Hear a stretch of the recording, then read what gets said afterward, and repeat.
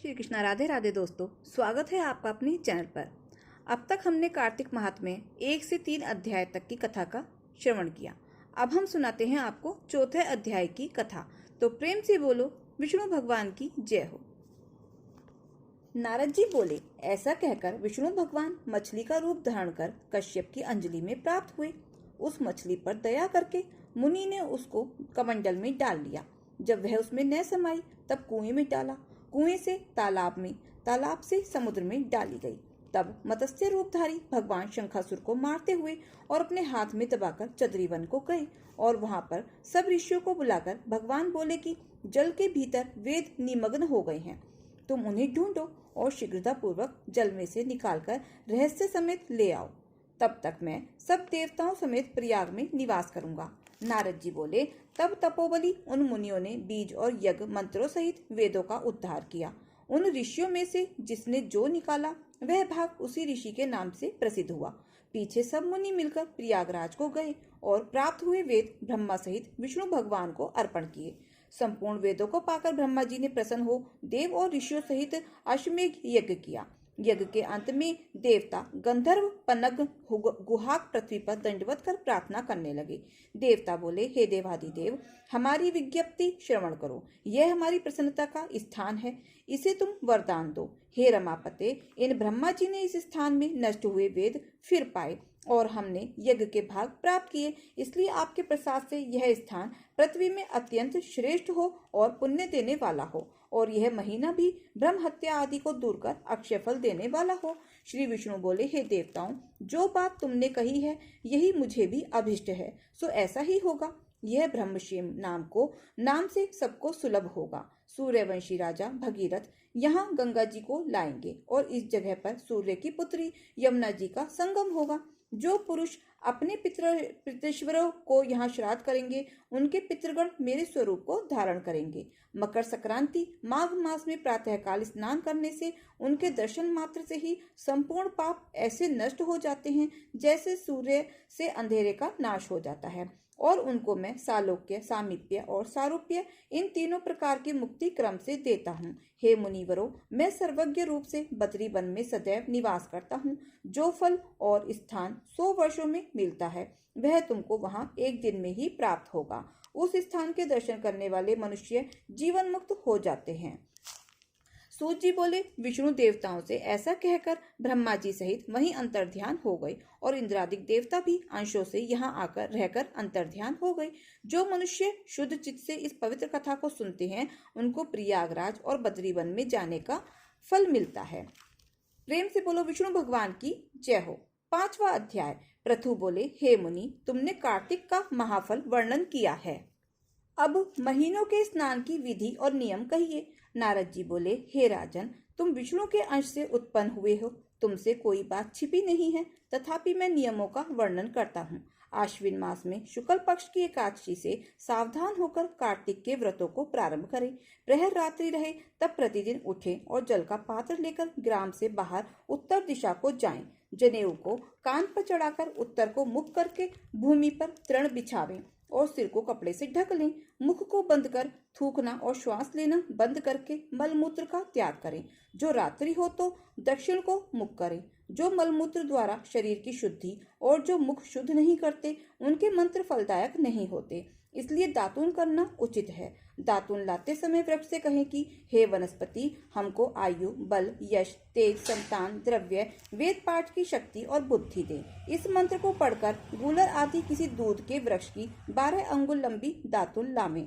व्रत के दिन ऐसा न करें। प्रतिपदा, अमावस्या, नवमी, षष्ठी तिथियों और सूर्यवार तथा चंद्रमा सूर्य ग्रहण के दिन दातुन न करें। कटेरी, संभालू, कपास, पीपल, वट, अरंड और गंधहीन वृक्षों की दातुन न करें। तदंतर विष्णु और शिव के मंदिर में प्रसन्नता और विधि पूर्वक पुष्प, गंध, तांबुल ले जाएं। वहां भगवान की पादादि से स्तुति करके नमस्कार करें और भजन गावें। देवालय में भजन कीर्तन करने वाले विष्णु स्वरूप होते हैं। जैसे सतयुग आदि में तप, यज्ञ, दान आदि भगवान को तुष्टि देने वाले हैं, वैसे ही कलयुग में भक्ति पूर्वक भजन कीर्तन मोक्ष देने वाले होते हैं। नारद जी बोले, सीरस, धतूरा, कटेर, मल्लिका, सेमर, आक, कनेर के फूल तथा अक्षतों से विष्णु भगवान की पूजा नहीं होती। जयकुंद, सीरस, चमेली, मालती, केतकी आदि के फूलों से सूर्य की पूजा लक्ष्मी चाहने वालों को करना उचित नहीं है। यथा योग्य विधि से ही देवताओं की पूजा करके भगवान से क्षमा प्रार्थना करें कि हे सुरेश्वर, हे देव, मैंने मंत्रहीन भक्ति की और क्रियाहीन पूजन किया है, वह परिपूर्ण होवे। फिर प्रदक्षिणा करके दंडवत करें, फिर क्षमा प्रार्थना करके गान करके समाप्त करें। जो कार्तिक की रात्रि में विधि पूर्वक विष्णु और शिव का पूजन करते हैं, वे अपने पूर्वजों सहित निष्पाप बैकुंठ को चले जाते हैं। तो प्रेम से बोलो विष्णु भगवान की जय हो, देव भगवान की जय हो। एक ब्राह्मण था, पाठ करने जा रहा था। रास्ते में शनिचर महाराज मिले। ब्राह्मण बोला, कहाँ जा रहे हो? शनिचर बोला, राजा के लगने जा रहा हूँ। तब ब्राह्मण बोला, राजा के लगेगा, सारी प्रजा दुखी होगी, मेरे लग जा। शनिचर भगवान बोले, कितने समय के लिए? तो ब्राह्मण बोला, 7 साल की ना ओटी जाए, 5 साल की ना ओटी जाए, 2.5 साल की ना ओटी जाए, 1.25 साल की ना ओटी जाए, 1.25 पहर की ओट ली। नदी के किनारे जाकर बैठ गया, आसन बिछा के पाठ करने लगा। ओम नमो भगवते वासुदेवाय नमः 5 बार कह के माला फेरने लगा। नदी में 2 मतीरे बहे जा रहे थे, उसने निकाल के गोटे के नीचे रख लिया। राजा के लड़कों के सिर बन गए। एक आदमी ने देखा राजा के लड़के के सिर काट कर रखे हैं, तो ब्राह्मण ने कहा, किसी से मत कहियो, ना करे, दशा लग रही है। उसने 1 से कही, 2 से कही, सारी नगरी में फैल गई। राजा ने आदेश दिया, ब्राह्मण को सूली पर चढ़ा दो। सोने की गड़वाई वो टूट गई, चांदी की गड़वाई वो टूट गई, तांबे की गड़वाई वो भी टूट गई, लोहे की गड़वाई वो भी टूट गई, जो गड़वावे वो ही टूट जावे। इतनी देर में 1.25 पहर पूरा हो गया। राजा के लड़के खेलते खेलते आ गए। रानी बोली, महाराज, ब्राह्मण सूली पे चढ़ा दिया होगा तो हमारा कैसे पाप उतरेगा?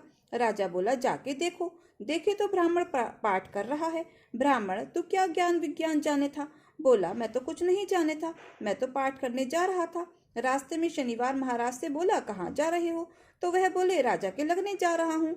मैं बोला, राजा के लगेगा तो सारी प्रजा दुखी होगी, मेरे लग जा। शनिवार भगवान बोले, 7 साल की ना उठी जाए, 5 साल की ना उठी जाए, 2.5 साल की ना उठी जाए, 1.25 साल की ना उठी जाए, 1.25 पहर की उठ ली।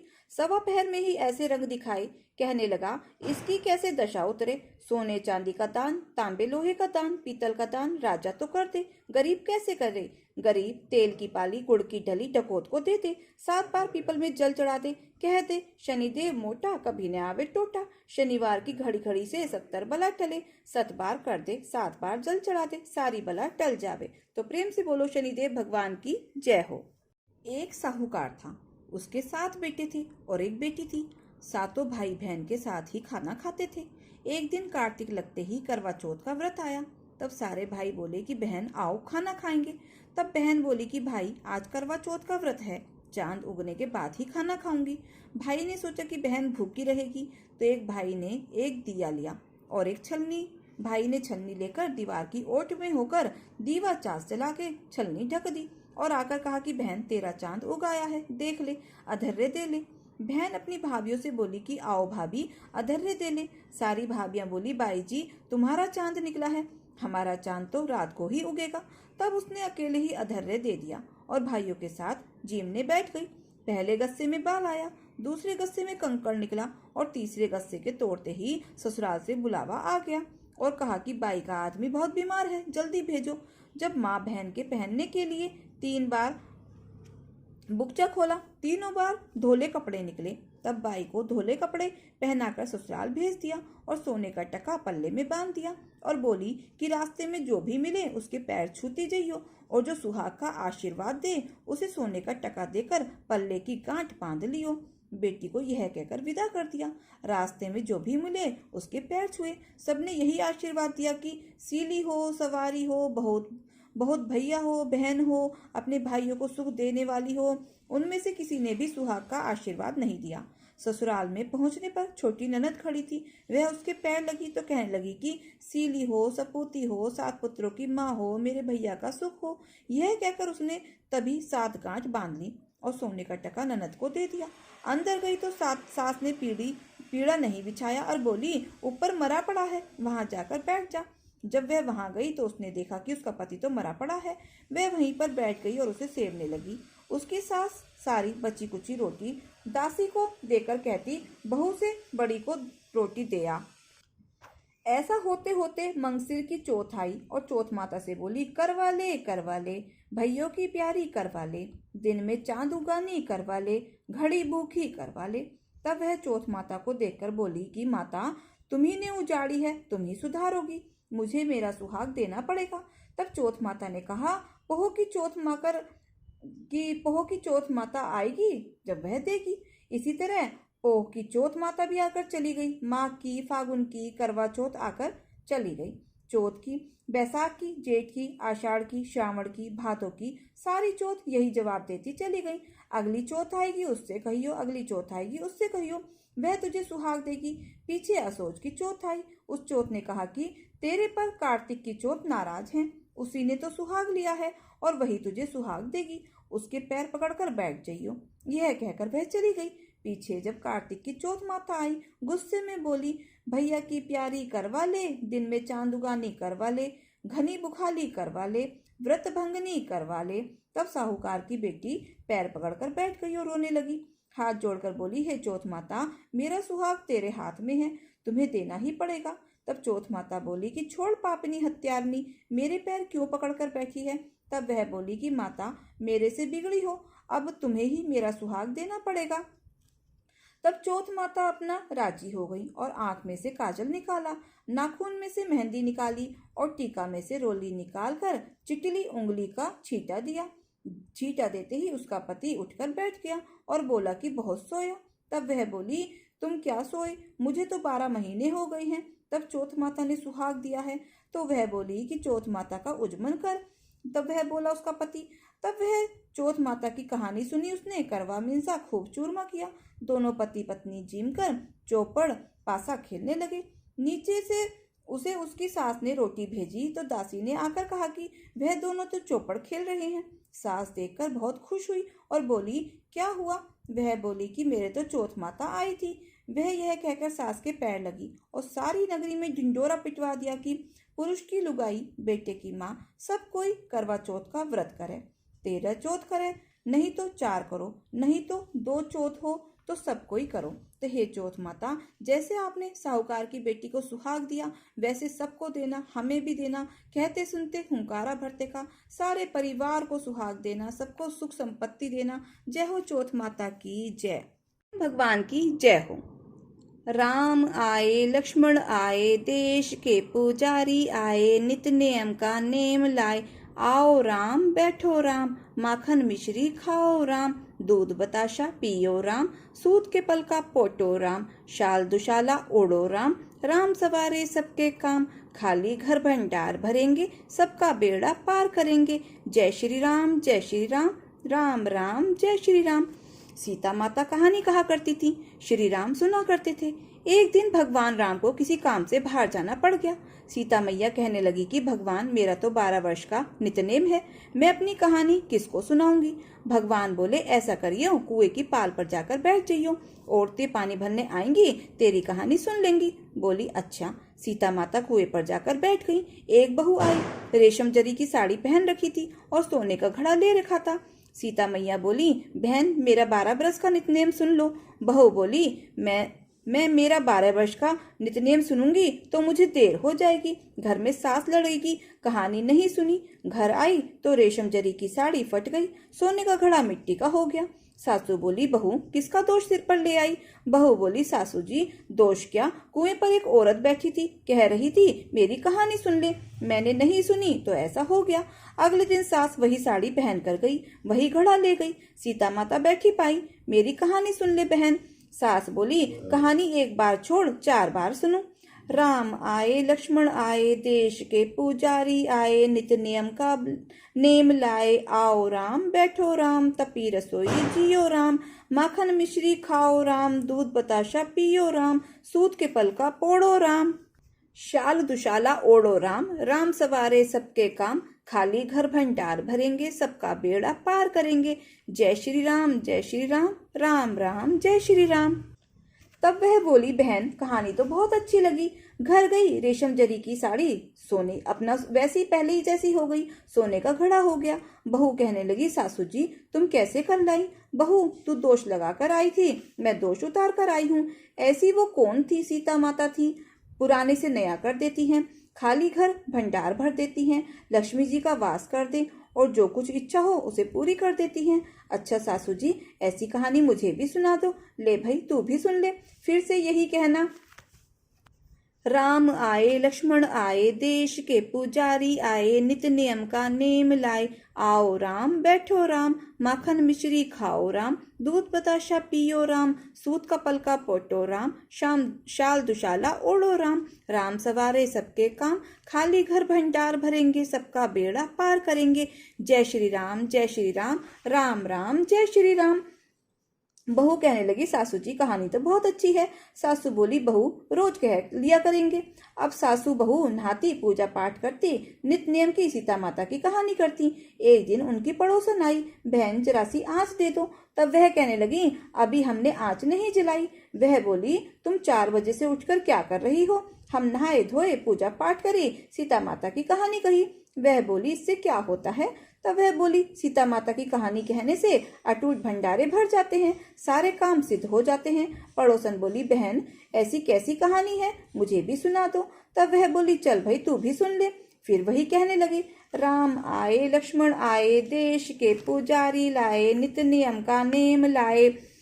आओ राम बैठो राम, माखन मिश्री खाओ राम, दूध बताशा पियो राम, सूत का पलका पोटो राम, शाल दुशाला ओढ़ो राम। राम सवारे सबके काम, खाली घर भंडार भरेंगे, सबका बेड़ा पार करेंगे। जय श्री राम, राम जय श्री राम, राम सवारे सबके काम। तब वह भी कहने लगी, बहन कहानी तो बहुत अच्छी लगी। अब वह पड़ोसन भी नित नियम सीता माता की कहानी कहने लगी। सीता माता ने उसके भी भंडार भर दिए। हे मेरी सीता माता, जैसे उन सबके भंडार भरे, वैसे हम सबके भी भरना। लक्ष्मी का वास हो, अन्नपूर्णा का वास हो। तो प्रेम से बोलो, सीता माता की जय हो। जय श्री राम। पटवारी माता की जय हो। एक बुढ़िया थी, उसने अपनी बहू से कहा, तू दूध दही बेच कर आ। वह बेचने गई तो रास्ते में औरतें पीपल पटवारी सींच रही थी। उनको सींचता देखकर बहू ने पूछा, तुम क्या कर रही हो? तब वह औरतें बोली कि हम पीपल पटवारी सींच रही हैं। तो बोली, इससे क्या होता है? इससे अनधन होता है, 12 वर्ष बिछड़ा हुआ पति भी मिल जाता है। बहू बोली, ऐसी बात है तो तुम तो पानी से सींचती हो, मैं तो दूध से सींचूंगी। अब वो गुजरी बहू रोजाना दूध दही बेचने नहीं जाती। वह रोजाना दूध तो पीपल में, दही पटवारी में सींचती। सास दूध दही का दाम मांगती तो वह कह देती, महीना पूरा हो जाने दो तब दूंगी। कार्तिक का महीना पूरा हो गया। पूनों के दिन बहू पीपल पटवारी के पास जाकर बैठ गई। तब पटवारी माता ने पूछा कि तू मेरे पास क्यों बैठी है? तब वह बहू बोली कि सास दूध दही का दाम मांगेगी। तब पीपल पटवारी बोली कि मेरे पास क्या दाम रखा है? ये भरा डींडा पान पतूरा है, इसको ले जा। बहू ने वही ले जाकर कोठरी में रख दिया। सासू ने कोठरी खोलकर देखी तो हीरे मोती जगमगा रहे हैं। सासू बोली, बहू इतना धन कहाँ से लाई? बहू आकर देखे तो सच्चे में ही बहुत धन भरा हुआ है। बहू ने सास को सारी बात बता दी। तब सास ने कहा, अब की बार कार्तिक में मैं भी पटवारी सींचूंगी। कार्तिक आया, सास दूध दही तो बाजार में बेच आती, हांडी धोकर पीपल पटवारी में चढ़ा देती। आकर बहू से कहती कि मेरे से दाम मांगो। तब वह कहती, सासू से भी कभी दाम मांगा जाता है? तब वो कहती, नहीं तू दाम मांग। तो दाम मांग तो वह कहती है, सासू जी पैसे लाओ। तो वह भी यही जवाब देती कि पूरा महीना होने दो तब लाऊंगी। इसी तरह करते करते उसका भी पूरा महीना हो गया।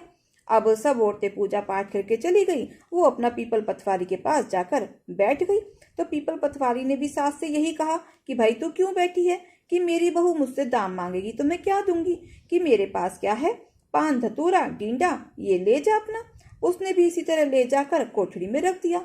बहू ने जब खोल के देखा तो उसमें तो कीड़े मकोड़े अपना बिल बिला रहे हैं। बहू ने कहा, सासू जी यह क्या है? तो सास ने आकर देखा तो बोलने लगी, पीपल पटवारी तो बड़ी दोगली पटपीटन है, इसको तो धन दिया और मुझको कीड़े मकोड़े दिए। सब कोई बोलने लगे, बहू तो सत की भूखी सींचे थी, तुम धन की भूखी। तो हे पटवारी माता, जैसे बहू को दिया वैसा सबको देना, जैसे सास को दिया किसी को मत देना। तो प्रेम से बोलो, पीपल पटवारी माता की जय हो। एक सास थी, कार्तिक नहाती, 12 कोस जाती 12 कोस आती। बहू जो थी वह कठड़िया में पानी डालकर कहती, मन चंगा तो कटौती में गंगा। गंगा जी वहीं पर आ जाती और बहू उसमें नहा लेती। एक दिन सासू की नत बह गई। घर बहू नहाई तो उसके कटोरे में आ गई। उसने निकाल कर रख ली। सास आई, उदास होकर बैठ गई। बहू बोली, आज क्या बात है, क्यों उदास बैठी हो? तब सास बोली, मेरी नथ इस तरह गंगा में बह गई। बहू बोली, मैं नहाई थी, मेरे हाथ में आ गई, मैंने उठा के रख ली। सास बोली, कैसे? तब बहू बोली, तुम तो 12 कोस जाओ 12 कोस आओ, मैं तो कटोरे में पानी डाल के कह देती, मन चंगा तो कटोती में गंगा। गंगा जी वहीं यहीं पर आ जाती, उसी में मैं नहा लेती, उसी में तुम्हारी नत बह आई, मैंने उठा कर रख ली। तो जैसे सास की आई किसी की मत आई हो, जैसे बहू की आई सब किसी की आई हो। प्रेम से बोलो गंगा जमुना मैया की जय हो। एक इल्ली थी, एक धुनिया था। इल्ली बोली, आ धुनिया, दोनों कार्तिक नहाएंगे। धुनिया बोला, तू गिरी दुहारे में पड़ी रहती, मेरे में तो ताकत है, तू ही नहा ले, मैं तो मोट माजरे में पड़ा रहता हूँ, मैं तो नहीं नहाऊंगा, मैं हरा हरा सीठा खाऊंगा, ठंडा ठंडा पानी पीऊंगा। फिर इल्ली तो रोजाना राजा की बाई के पल्ले में लगकर नहा आती और धुनिया नहीं जाता। कार्तिक उतरते ही और धुनिया नहीं जाता था। कार्तिक उतरते ही पूर्णिमा को दोनों मर गए। इल्ली कार्तिक नहाई, इसलिए उसने राजा के घर जन्म लिया और राजकुमारी बनी, और धुड़िया राजा के घर में मेंढक बना। फिर राजकुमारी का ब्याह रचाया गया, और जब विदा का समय आया तब राजकुमारी का बैल रुक गया। तो राजा रानी ने पूछा कि बैल क्यों रुका, तेरे को और क्या चाहिए, मांग ले। तब राजकुमारी बोली, मेरे को तो मेंढक सोने की संकल में बांधकर मेरे रथ के पीछे बांध दो। सबने कहा, राजकुमारी मेंढक क्यों मांगे है, तेरे को और कुछ धन चाहिए तो ले ले। लेकिन उसने कहा कि मेरे को तो मेंढक ही चाहिए। उसने रथ के पीछे मेंढक बांध दिया। जैसे ही राजकुमारी महलों में पहुंची तो मेंढक को सीढ़ी के नीचे बांध दिया। जब भी राजकुमारी सीढ़ियों से उतरती चढ़ती तो मेंढक कहता, एक चटको मटको श्याम सुंदरी, थोड़ा पानी पिला दे। तब मैं कहती थी कि तू कार्तिक नहा। एक दिन राजकुमारी की देवरानी जिठानी ने सुन लिया और सोचा कि राजा कोई रानी लाया है या जादूगरनी। उन्होंने राजकुमार से कहा कि तू रानी लाया है या जादूगरनी लाया है, जो आदमियों से तो बात नहीं करती और जानवरों से बात करती है। तब राजा ने कहा, जब तक मैं आंखों से ना देख लूं मैं तो नहीं मानूंगा। एक दिन राजा छुपकर बैठ गया। राजकुमारी महलों से उतरी तो मेंढक ने वही कहा और रानी ने भी वही जवाब दिया। तब राजा तलवार लेकर खड़ा हो गया और कहा कि तू मेंढक से क्या बात करती है, सच सच बता, नहीं तो तलवार से काट दूंगा। रानी बोली, पिछले जन्म में मैं तो एक इल्ली थी और यह एक धुड़िया था। इसको मैंने कहा कि आज दोनों कार्तिक नहाएंगे, यह तो नहाया नहीं और मैं नहा ली, इसलिए हम दोनों पिछले जन्म की बातें किया करते हैं। राजा ने कहा, कार्तिक नहाने से इतना फल होता है तो हम दोनों ही जोड़े से कार्तिक नहाएंगे और खूब दान पुण्य करेंगे, जिससे हमें आगे इससे ज्यादा फल मिलेगा। तो दोनों कार्तिक नहाने लगे। राजा के घर खूब धन संपत्ति हो गई। तो हे कार्तिक महाराज, जैसा इल्ली को दिया ऐसा सबको देना, जैसा धुड़िया को दिया ऐसा किसी को न देना। तो प्रेम से बोलो कार्तिक भगवान की जय हो। एक विनायक महाराज जी थे। चुट्टी में चावल, कुलिया में दूध लिए फिर रहे थे। कोई मेरी खीर बना दो, कोई मेरी खीर बना दो। कोई खीर ना बनावे, जरा से दूध चावल से खीर कैसे बने। तब एक बुढ़िया बोली, ला बेटा मैं बना दूं इसकी खीर। बुढ़िया बाहर जाने लगी तो भगवान बोले, माँ कहाँ जा रही है। तब कि बेटा बर्तन मांग के लाऊं हूँ। तो भगवान बोले, अंदर जाके देख कि दूध बर्तन तो अंदर रखे हैं। अंदर जाके देखा तो दूध तो अपना टोकने में भगोने में भरा हुआ है, चावल की परात भरी है। चूल्हा जला के खीर बनाई, खीर निकलने लगी। बहू ने कटोरा भर के किवाड़ के पीछे विनायक बाबा का छींटा लगाकर खीर खा ली। जब सारी खीर बनकर तैयार हो गई, बुढ़िया माई अपना जंगलों जंगलों चढ़ गई, बेटा भोग लगा ले, बेटा जीम ले। जब भगवान मिले तो उन्होंने कहा, माँ मैंने तो खीर खा ली। तो बुढ़िया माई कहने लगी, बेटा तूने खीर कब खाई? कि जब तेरी बहू ने दरवाजे के पीछे छींटे देके खीर खाई थी, मैंने तो तभी भोग लगा लिया। कि अच्छा बेटा तू कैसे जाने? कि माँ मैं तो सबके तन मन की जानूं। कि फिर अब क्या करूं? अपना खीर को पूरे नगर में बांट चूट खा पी। तो अब बुढ़िया माई अपना गांव में आई, खीर के कटोरे भर भर के बांटने लगी। तो सब कहने लगे, बुढ़िया माई कल तक तो तेरे पास खाने को नहीं था, आज तो खीर के कटोरे भर भर के बांट रही है, इतना सब कुछ कहाँ से आया? तब बुढ़िया माई बोली कि मेरे तो चुटक बिनार भगवान आए थे, चम्मच में दूध लेकर चुटकी में चावल लेकर, मैंने तो उनकी खीर बनाई। कि अच्छा उनसे इतनी सारी खीर बन गई, अगली बार जब भगवान आएंगे हम भी बनाएंगे। अगली बार भगवान फिर आए, इसी तरह सब अपने बर्तन ले लेकर खड़े हो गए। भगवान ने थोड़ी थोड़ी सबके में डाल दी तो सबकी जल फूक कर राख हो गई। इसलिए कहते हैं हिरस भाव से कोई ना करे, सद्भाव से हर कोई करे। तो जैसे गणेश भगवान ने चुटक बिनार भगवान ने उस बुढ़िया माई की सुनी, सब किसी की सुनना, कहते सुनते हुंकारा भरते का। तो प्रेम से बोलो चुटक बिनार भगवान की जय हो। दोस्तों, ये कथा कहानी आपको हमारी कैसी लगी कमेंट बॉक्स में जरूर बताएं, और अगर अच्छी लगी हो तो प्लीज प्लीज वीडियो को लाइक शेयर और सब्सक्राइब अवश्य करें, अपना प्यार और सहयोग दें। मिलते हैं फिर ऐसे ही नई कथा कहानियों के साथ। धन्यवाद।